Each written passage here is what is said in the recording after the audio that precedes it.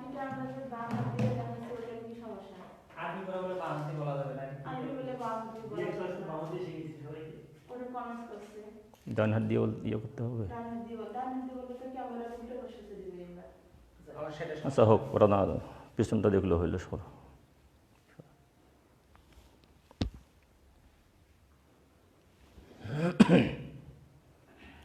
আসসালামু আলাইকুম ওয়া রাহমাতুল্লাহি ওয়া বারাকাতুহু। সুপ্রিয় ছাত্রছাত্রী বন্ধুরা, অনলাইনে ক্লাসে আপনাদের সকলকে জানাচ্ছি অভিনন্দন, আন্তরিক শুভেচ্ছা।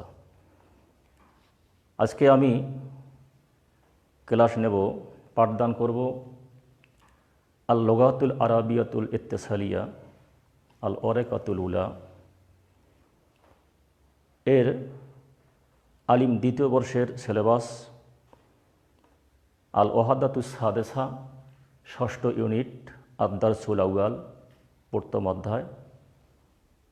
প্রবন্ধ হল ইবনু সিনা। আমি সর্বপ্রথম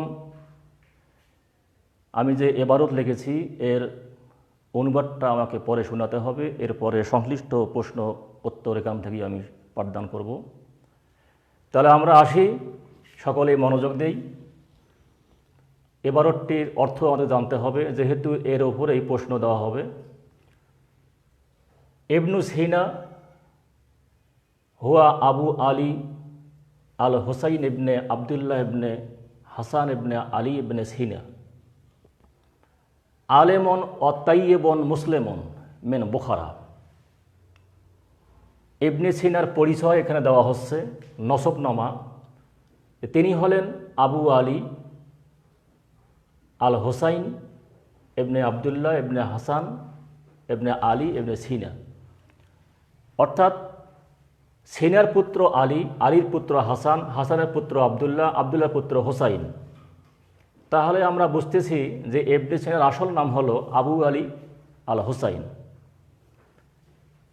তিনি হলেন আলেমন, একজন আলেম, ও তাইয়েবন মুসলেমন, একজন মুসলিম ডাক্তার, মেন বুখারা, বুখারা প্রদেশের। ইস্তেহারা বিতিব্বে অল ফালসাফাত ও ইস্তেগালা বিহিমা। ইস্তেহারা বিতিব্বে, তিনি চিকিৎসা শাস্ত্রে প্রসিদ্ধ লাভ করেন, অল ফালসাফা দর্শনশাস্ত্রে, ও ইস্তেগালা বিহিমা বুখারা, বুখারা প্রদেশের নিকটবর্তী, ফি উজবেকিস্তানে সানাত সালাসা মেয়াত ও সাবিনা 370 হিজরি, ও তুয়াফাবি মদিনাতে হামদান, আর তিনি মৃত্যুবরণ করেন হামদান প্রদেশে, ফি ইরান হালিয়া, বর্তমান যেটা ইরান, সানাত আরবা মেয়াত ও সাবাতু ও ইশরিনা, অর্থাৎ 427 হিজরিতে। আশা ইবনু সিনা জীবনযাপন করেন ফি বুখারা, বুখারায়, ফি বেদাতে হায়াতিহি, তার জীবনের শুরুতে। ওয়াকানাত বুখারা ফি জালেকাল ওয়াক্তে, ওই সময় বুখারা ছিল মুলতাকাল ওলামা, আলেমদের মিলনস্থল, ওয়াল ওদাবা, সাহিত্যিকদের মিলনস্থল। কামাকানাত তাজুম্মুল আদাদান মেনাল মাক্তাবাতিল কাবিরা, অনুরূপভাবে বড় বড় লাইব্রেরিও সেখানে সংযুক্ত ছিল। ওয়াকাত সা আদা জালেকাল জাব্বুল এলমি, আর ওই উক্ত পরিবেশটি সহযোগিতা করেছে ইবনে সিনাকে আলাদ দেরাসাতে, অধ্যয়নের ওপরে। ওয়া আইয়েনা লাহু ওয়ালিদুহু, তার বাবা তার জন্য নিয়োগ দেন আদাদান মেনাল আসাতেজাহ, অনেক ওস্তাদ তার জন্য নিয়োগ দেন। ওয়াকাত হাফাজে দারাসা, অধ্যয়ন করেন উলুমুল লুগাত ওয়াল আদাব, সাহিত্য এবং ভাষা। ওয়াহুয়া দুন আল আশেরাতে মেন উমরিহি, আর তখনও তিনি 10 বছরের নিচে। আমরা এর অনুবাদ জানলাম। এখন এখান থেকে আমরা যেগুলি প্রশ্ন হবে আমরা আলিম দ্বিতীয় বর্ষের যারা ছাত্রছাত্রী আছেন তাদের উদ্দেশ্যে বলবো যে আমরা এর ওপরে পরীক্ষা সম্পৃক্ত যে বিষয়গুলি থাকবে সে বিষয়গুলি কী কী থাকতে পারে আমরা সিলেবাসটা জানিয়ে নেব। সংক্ষিপ্ত সময় সিলেবাস এখানে বলার সুযোগ নাই।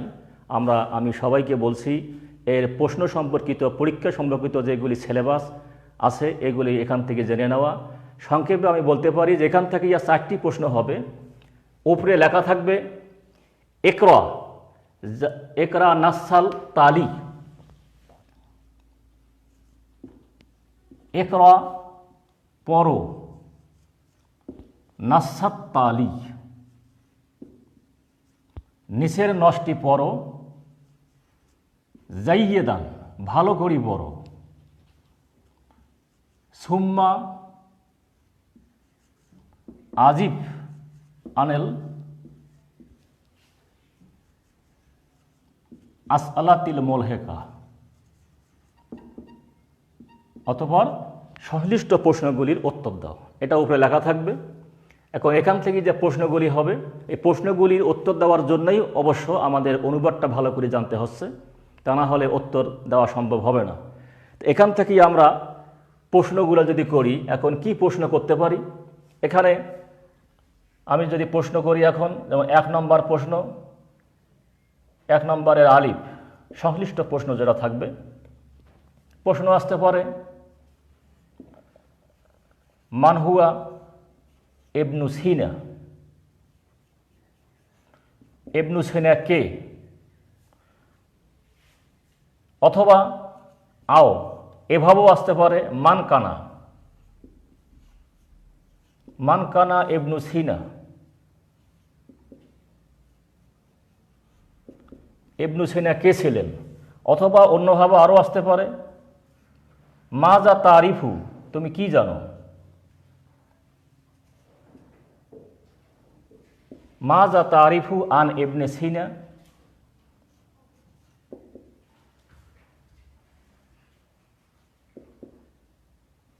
মাজা তারিফু আন ইবনে সিনা।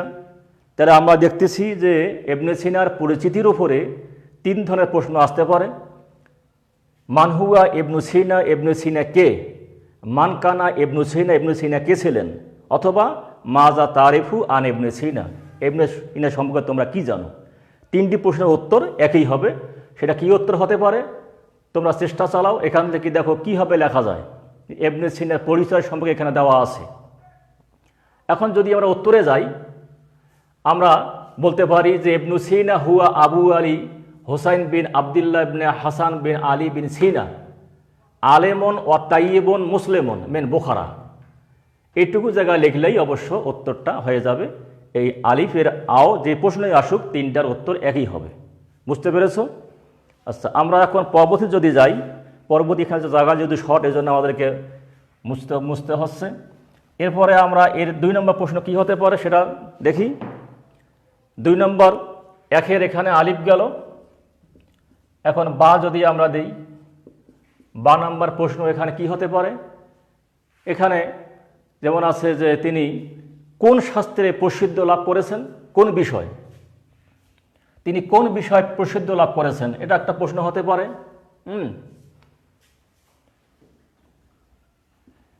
ফি আইয়ু শাইয়েন, ফি আইয়ু শাইয়েন কোন বিষয়, ইস্তাহারা, এগুলি প্রশ্ন কিন্তু গাইডে বা নোটে পাবে না। এগুলো জ্ঞানের আলোকে আমি লিখতেছি তোমাদেরকে ভাষা ভালো করে জানার জন্য। ফি আইয়ি শাইয়েন ইস্তাহারা ইবনু সিনা,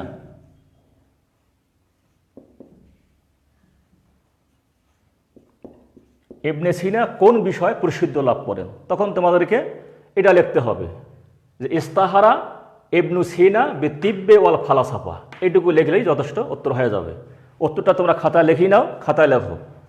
এরপরের প্রশ্ন আমরা কি দিতে পারি, জিম।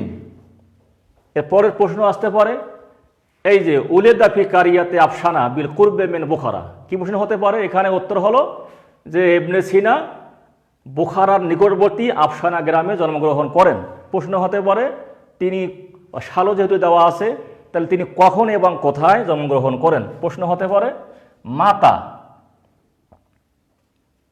মাতা ওয়া আইনা, মাতা মানে কখন, আইনা মানে কোথায়। মাতা ওয়া আইনা উলেদা ইবনু সিনা।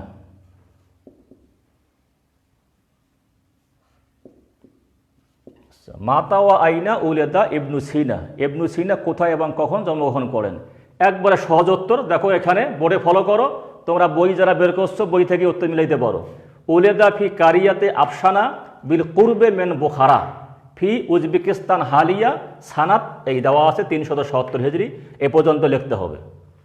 আচ্ছা, এখন আরও একটা প্রশ্ন হতে পারে, তিনি কখন মৃত্যুবরণ করেছেন। এখানে যেমন দেওয়া আছে তোয়াফা ফি মদিনাতে হামদান ফি ইরান হালিয়া সানাতন 427, তাহলে কখন এবং কোথায় তিনি মৃত্যুবরণ করেন প্রশ্ন হতে পারে। একই প্রশ্নবোধক ইয়া, মাতা ওয়া আইনা কখন এবং কোথায় তুয়াফা মৃত্যুবরণ করেন ইবনু সিনা। ইবনু সিনা তিনি কখন এবং কোথায় মৃত্যুবরণ করেন। এখানে প্রতিটি বিষয়ে আমরা প্রশ্ন দেখে লিখে দিচ্ছি। আমার মনে হয় এই বিষয়টি ভালো করে বুঝলে আর ছাত্র সমস্যা হওয়ার কথা নয়। আচ্ছা, এরপরে প্রশ্ন যদি আমরা আরও নিয়ে আসি, এরকম করে প্রশ্ন হতে পারে, তোমাদের উত্তর দিতে হবে 4টি, 4 দুগুণে 8 নম্বর দেওয়া থাকবে। এখান থেকে যে প্রশ্ন এভাবে হতে পারে। আমি এর পরবর্তী একটু অপশনে যাই, যে শর্ট প্রশ্ন যেগুলি থাকবে সেখান থেকে একটা আমি নমুনা দিচ্ছি। এখান থেকে দেখো 2 নম্বরের আলিফ, এখানে থাকবে 3টি অপশন দেওয়া থাকবে হলো 6টি, এখানে 3টি উত্তর দিতে হবে। 3 আর 4 12, 3 আর 4 12, একটাতে 4টি ফর্ম দেওয়া থাকবে। যেমন মনে করো অপশন দেওয়া থাকবে, একটা অপশন থাকলো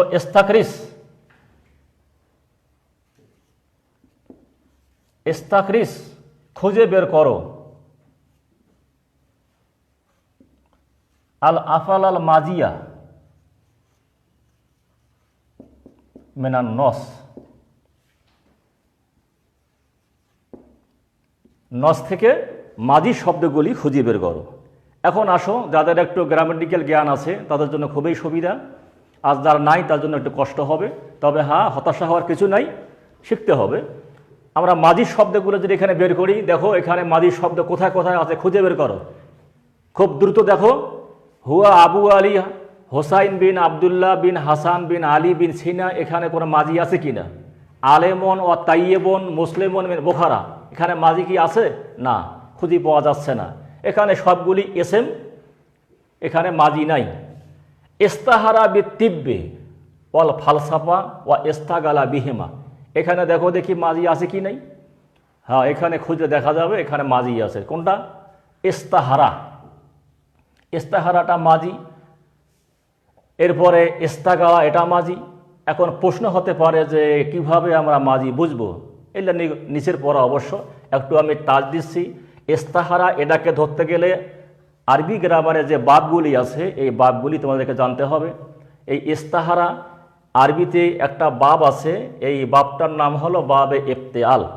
এই ইফতেআলের মাজিটা হলো ইফতা আলা বা ইজতানাবা, যেটাই দিয়ে হয় না কেন, ইফতা আলা ইজতানাবা, সেখান থেকে ইস্তাহারা মিলছে কিনা, ইজতানাবা ইফতা আলা, ওজন মিলে গেছে। হ্যাঁ, তাহলে ইস্তাহারা ইজতানাবা।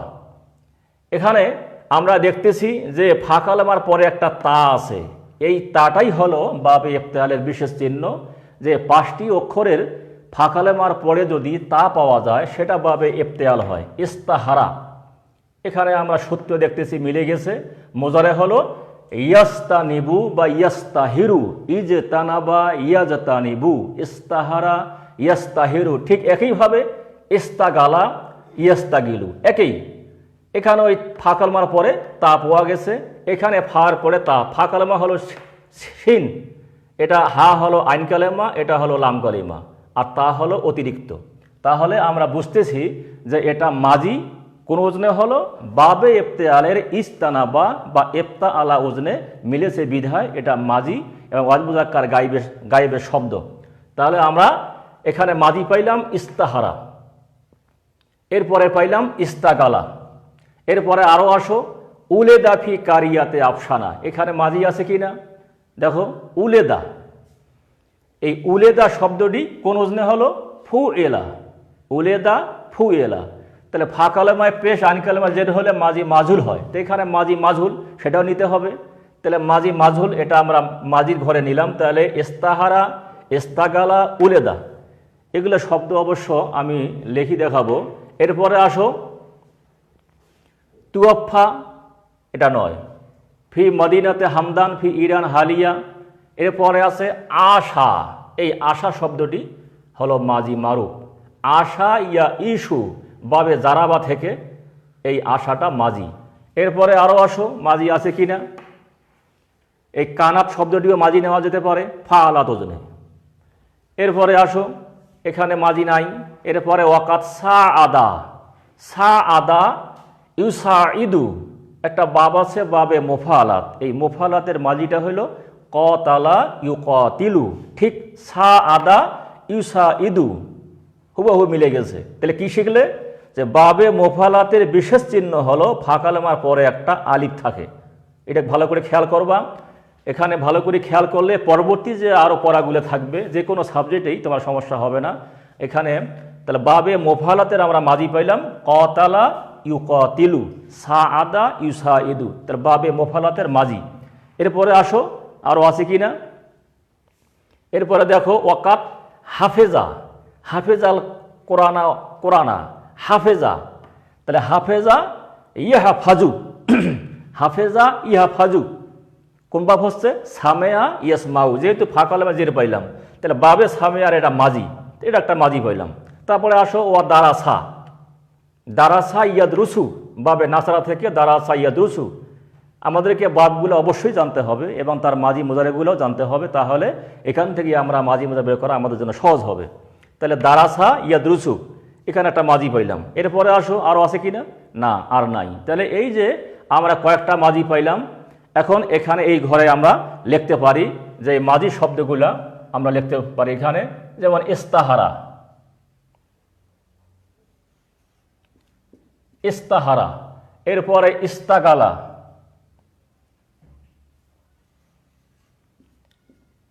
ইস্তাগালা। এরপরে পাওয়া গেল উলেদা। এরপরে আসো, এরপরে হলো আশা, এগুলো খাতায় লিখি নাও। এরপরে আছে কানাতো নিতে পারি, এরপরে নিতে পারি হাফেজা,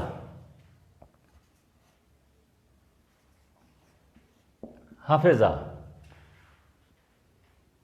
হাফেজার পরে কি আছে, এরপরে আছে সা আদা, সা আদা। হ্যাঁ, তাহলে এই এই আচ্ছা হাফেজাটা আমি আগে লিখছি, সমস্যা নাই। তাহলে 2, 3, 4, 5, 6, 7টি এখানে মাজি আছে। এখন কোনো কোনো সময় এখানে আবার দেওয়া থাকবে যে মাজি শব্দ বের করি সেগুলোকে আবার মোজারে করো। তাহলে এখানে যেমন প্রশ্নটি ভাবে আসতে পারে, আও হিসাবে আসতে পারে।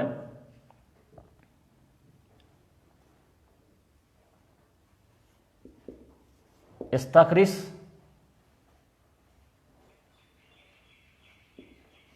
আল আফাল আল মাজিয়া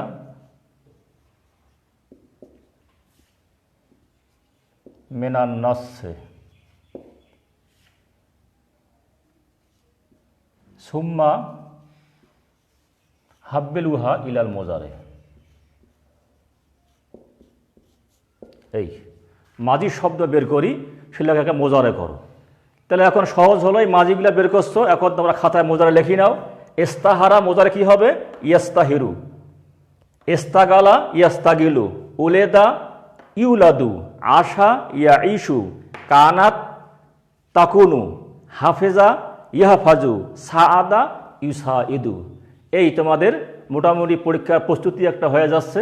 হ্যাঁ, আমাদের এই অধ্যয়নের সাথে সাথে আমাদের পরীক্ষার যে প্রস্তুতি সেটাও একটা হয়ে গেল। তাহলে আমি সংশ্লিষ্ট প্রশ্ন বুঝিয়ে দিলাম। এরপরে যেটা পরবর্তীতে আরও যে সম্পৃক্ত প্রশ্ন সেটা তো আমি শিখিয়ে দিলাম। তাহলে এইভাবে তোমরা মাজি মোজারে বের করতে পারবে। এরপরে আরও প্রশ্ন হতে পারে, আমরা যদি আবার প্রশ্ন করি, এখান থেকে মাজদার বের করতে হবে, এরপরে এসএম বের করতে হবে, এসমের আবার অপশান দেওয়া হবে, এসমে জামেদ বের করো, এসমে মোস্তাক বের করো, এসমে মাজদার বের করো। তো আমরা যদি এখানে এসমে মোস্তাক বের করতে যাই, এসমে মোস্তাক কোনগুলি হবে? এসমে মোস্তাক বের করতে গেলে আমাদেরকে জানতে হবে যে এসমে মোস্তাকটা কী জিনিস, সে বিষয়ে জানতে হবে। এসমে মোস্তাক তোমরা হয়তো নিচে পড়েছো মিজানে, যে এসমে মোস্তাক এগুলো হলো 7 প্রকার। এই 7 প্রকার বাহাজের যদি আমরা ওজন জানি তাহলে এসমে মোস্তাক ধরা আমাদের সহজ হবে। সেটা হলো যে এসমে ফাইল, এসমে মাফুল, এসমে তাবজিল, এসমে আলা, এসমে জরব, সেফাতে মুসাব্বা, এসমে ফাইল মুবালাগা। এই যে 7টি এসএম আছে, এই 7টি এসএমের যে ওজনগুলি আছে, ওজনগুলি আমাদের ক্লিয়ার থাকতে হবে, তা না হলে কিন্তু এখান থেকে বের করা কষ্টকর হবে। তো এখান থেকে আমি 2-1টি দেখে দেই, সময় একটা বেশি নাই। সেটা হলো, দেখো এখানে যে আলেমন, অতাইয়েবন, মুসলেমন। তাহলে এখানে আলেমন আমরা যদি ইসমে মোস্তাকের প্রথম বাহাসটা পড়ি, সেটা ইসমে ফাইল, তাহলে ফাএলন আলেমন। আলেমন শব্দটি কোন জন্য আসতেছে? আলেমন ফাইলন, ফাইলন, এই আলিমন ফাইলন। যেহেতু ফাইলন ওজনে হলো, অতএব এটা আলেম শব্দটি ইসমে মোস্তাক। বুঝা গেছে? ইসমে মোস্তাক। এরপরে আছে তাবিবন। তাবিবন মানে ডাক্তার। তো এই ধরনের তাবিবন মানে ডাক্তার, এই শব্দটিকে ডাক্তারের জন্যই নির্গত করা হয়েছে, অর্থাৎ এটা একটা সত্তাগত এসএম, যেটাকে বলা হবে ইসমে জামেদ। তাহলে তাবিবনটা হলো ইসমে জামেদ। তাবিবন মানেই হলো ডাক্তার, অতএব এটা ইসমে জামেদ। এই ইসমে জামেদ। এরপরে তোমরা দেখো মুসলেমন শব্দ একটা আছে, মুসলেমন। মুসলেমন, এই মুসলেমন শব্দটি আসতেছে মোকড়েমন ওজনে। মোকড়েমন। আসলামা ইসলিমু মুসলেমন, আকরামা ইউক্রিমু মোকড়েমন। বাবে এফালের এসমে ফাইল হলো মোকড়েমন, সেই হিসাবে মুসলেমন। অতএব এটা ইসমে ফাইল, অতএব বলা যায় এটাও কি ইসমে মোস্তাক। বুঝা গেছে? ইসমে মোস্তাক। তাহলে ওই 7টি বাহাজের ওজন যদি আমরা খেয়াল রাখি তাহলে আমাদের জন্য সমস্যা হবে না। তাহলে ইসমে মোস্তাক আমরা সহজে ধরতে পারবো। আমি 2-1টা দেখে দিলাম, আর ইসমে জামেদও বললাম। এখন আসো একটা মাজদারটা দেখে দিয়ে আমি শেষ করি। এখানে ইসমে মাজদার আছে কি নাই আমরা একটু খুঁজি। ইসমে মাজদার কোনগুলি? নির্দিষ্ট বাবের ওজনে যে মাজদারগুলি আছে, এই বাবের মাজদারগুলিকে বলা হবে ইসমে মাজদার। যেমন এখানে আমরা ইসমে মাজদার যদি খুঁজি, দেখো আছে কি নাই।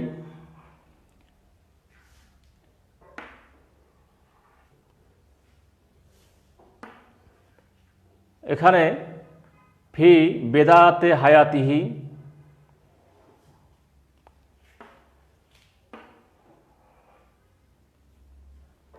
তাজুম্মু আদাদান মিনাল মাকতাবাতিল কাবিরা, জব্বুল এলমি। দেরাসাত, দেরাসাত, দেরাসাত একটা মাজদার। দারাসা ইয়াদরুসু দেরাসাতন, এটা বাবে নাসারা থেকে ইসমে মাজদার হতে পারে, এটা মাজদার, ইসমে মাজদার, এটা লেখা যাবে। এরপরে আসো উলুম। আলেমা ইয়ালুমু এলমন, এলমের মাত্রা হলো উলুম, এটাও ইসমে মাজদার হতে পারে। এইভাবে তোমরা তাহলে বাবের ওজনের যে মাজদারগুলি আছে এগুলিকে ইসমে মাজদার বলা হয়। আর ইসমে মুস্তাক হলো এর যে 7টি বাহাজ, 7টি প্রকার আছে, এই প্রকার এর ওজনগুলি জানলে এই ওজনের যেগুলি আসবে সেটা ইসমে মুস্তাক। আর ইসমে জামেদ হলো যেগুলি সত্তাগত, যেগুলি কোনো থেকে বের হয় নাই, তৈরি করা হয়নি, সেটাকে নির্গত করা হয়, তৈরি করা হয়েছে নির্দিষ্ট কোনো ব্যক্তি বস্তুর জন্য, সেটা ইসমে জামেদ হবে। তা মোটামুটি আজকে এই বিষয়গুলি থাক, আমি পরবর্তী বিষয়ে আমি আলোচনা করব। এখান থেকে আমি শেষ করছি। সবাই ভালো থাকো, সুস্থ থাকো এবং বাসায় অধ্যয়ন করো, বিশেষ করে অনলাইনে ক্লাসগুলি খোঁজ খবর নাও এবং স্টাডি করো। আসসালামু আলাইকুম ওয়া রাহমাতুল্লাহ।